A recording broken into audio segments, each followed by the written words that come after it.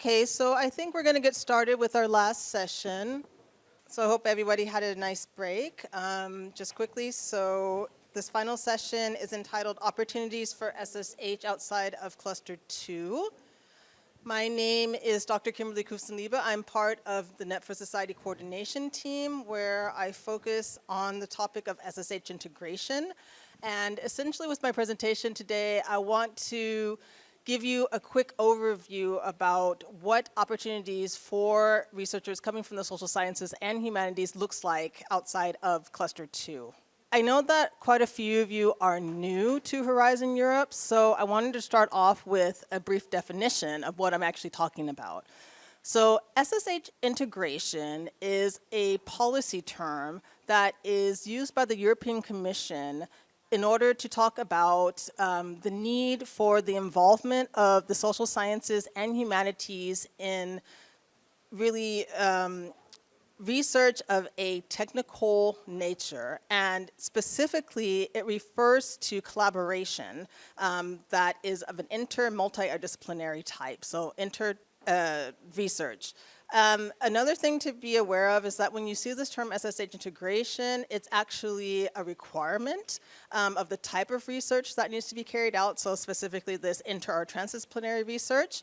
And thirdly, when you encounter this term, it's talking about a very specific type of research collaboration between researchers from the social sciences and humanities and from the STEM, or the science, technology, engineering, mathematics fields. And it's really consisting of researchers from these areas. In terms of being an important concept within Horizon Europe research, one thing to be very aware of is that this is a concept that is rooted in policy, EU research policy.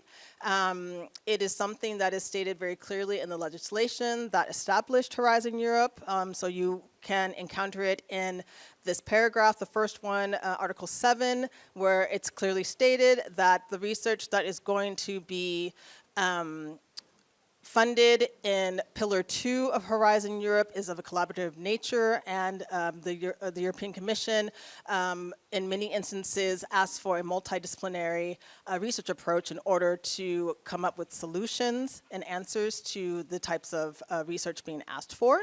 And it's also something that is specifically mentioned in the current Horizon Europe strategic plan. So the thing about SSH integration, I already gave a little bit of hint. It's a particular type of research approach that is primarily found in Pillar 2 of Horizon Europe, Global Challenges and European Industrial Competitiveness.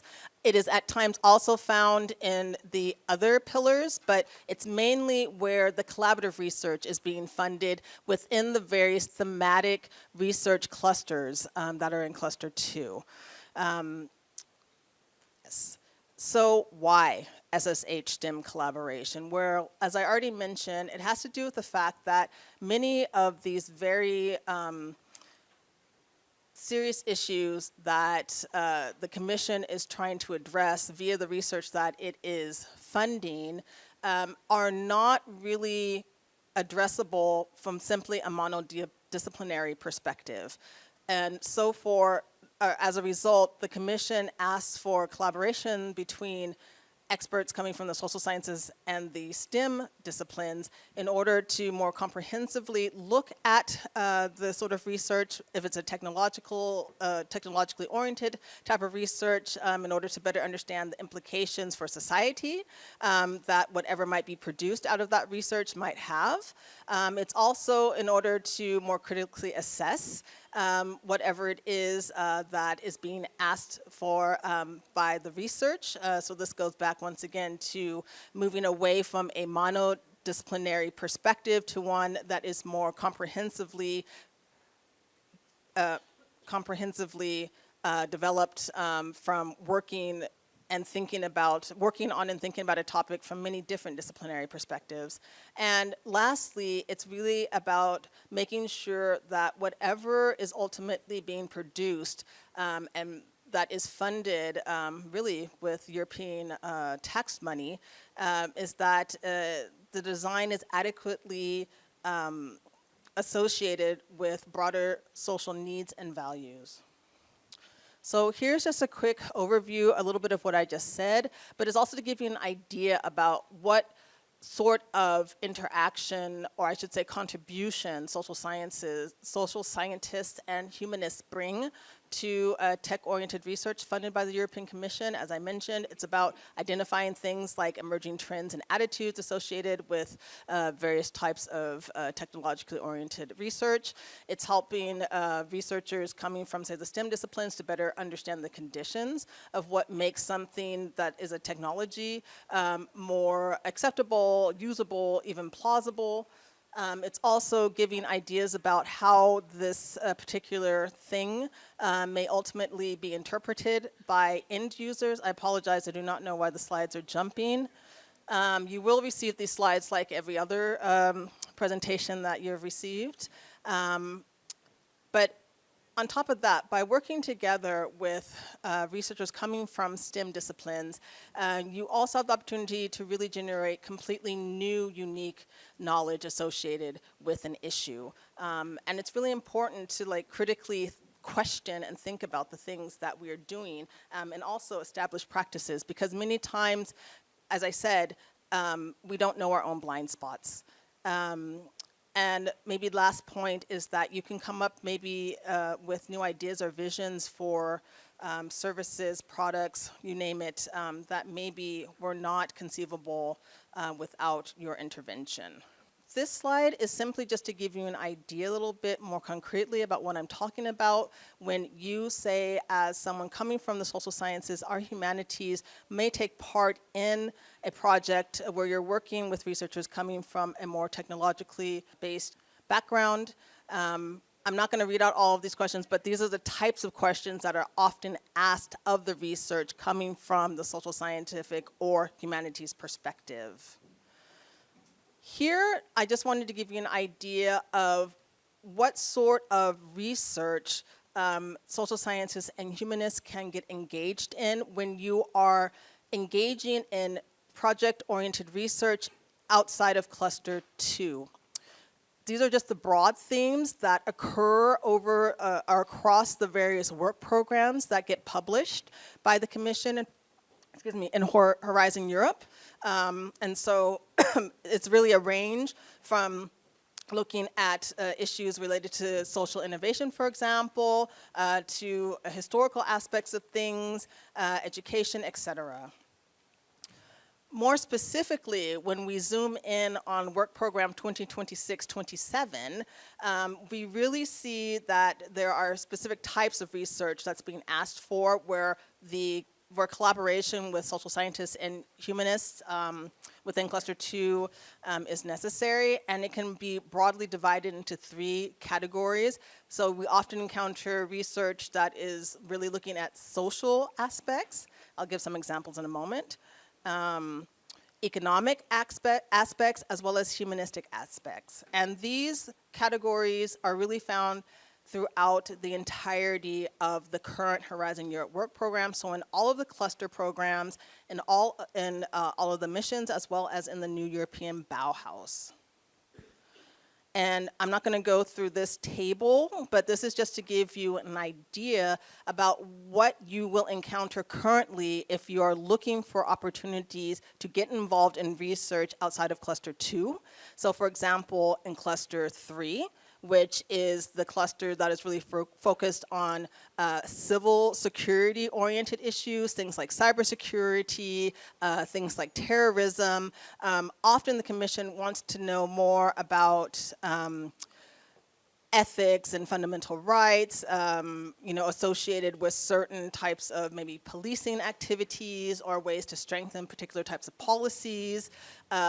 You also see in Cluster 5, for example, which is the cluster that's really looking at climate-related issues, biodiversity. Here you have a lot of research that's asking for business models.